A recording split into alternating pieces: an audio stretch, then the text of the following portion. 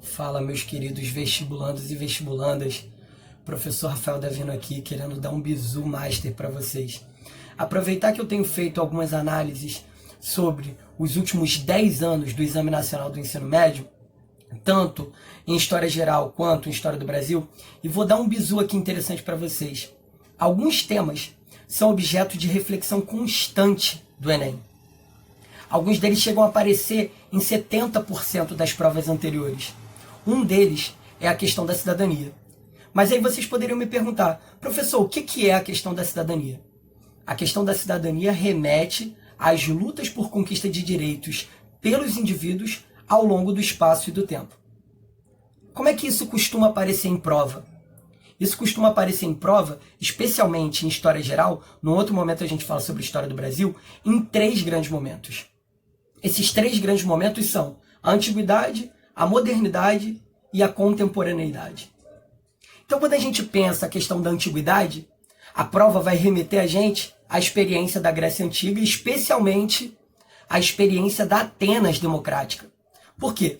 Porque lá, pela primeira vez na história da humanidade, os homens conquistam o direito de participarem ativamente no processo de resolução dos problemas da polis, ou seja, da cidade. Fazer isso era o quê? Era fazer política. Pela primeira vez na história da humanidade, os seres humanos, mas especialmente os homens, conquistam os seus direitos políticos. Um segundo momento fundamental é a Idade Moderna, ou seja, a modernidade, com 3 grandes eventos que remetem às revoluções burguesas. São as revoluções inglesa, a independência dos Estados Unidos e a Revolução Francesa. Ali, nesses 3 momentos, ou melhor, nesses 3 eventos, o que a gente tem? A gente tem, além da consolidação dos direitos políticos, a ampliação dos direitos civis. E o que seriam esses direitos civis? Os direitos civis seriam, basicamente, o direito de ir e vir sem ser importunado, o direito a se expressar livremente, ou seja, a liberdade de expressão, mas não menos importante, o direito a ter uma religião de maneira privada. Num terceiro momento fundamental para pensar essa questão da prova, a gente vai para a contemporaneidade, especialmente para o período do pós-guerra. Porque o que tem de importante no período do pós-guerra? Nós temos a criação de uma instituição fundamental, que é a Organização das Nações Unidas, ou seja, a ONU. E a ONU, ela vai construir um documento extremamente importante chamado Declaração Universal dos Direitos Humanos, em 1948. Então, pela primeira vez, além de termos assegurados os direitos políticos, os direitos civis, agora nós também vamos ter uma série de outros direitos chamados de direitos sociais. E que direitos seriam esses?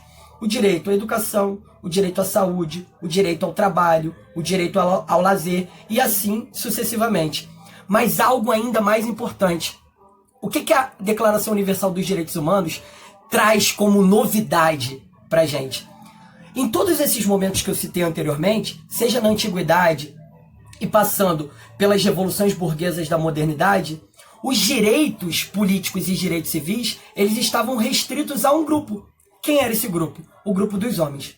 Agora, com a Declaração dos Direitos Humanos, nós passamos a ter a ideia de que esses direitos precisam ser estendidos ao conjunto da sociedade. E isso passava pela necessidade de ampliação desses direitos às mulheres. Então essa é uma dica master para vocês tentarem comparar essa conquista de direito ao longo da história, pensando a Idade Antiga, pensando a Idade Moderna e pensando a Idade Contemporânea, e geralmente isso aparece numa prova do Enem.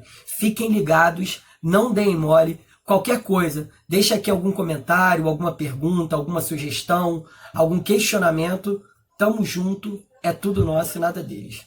Valeu!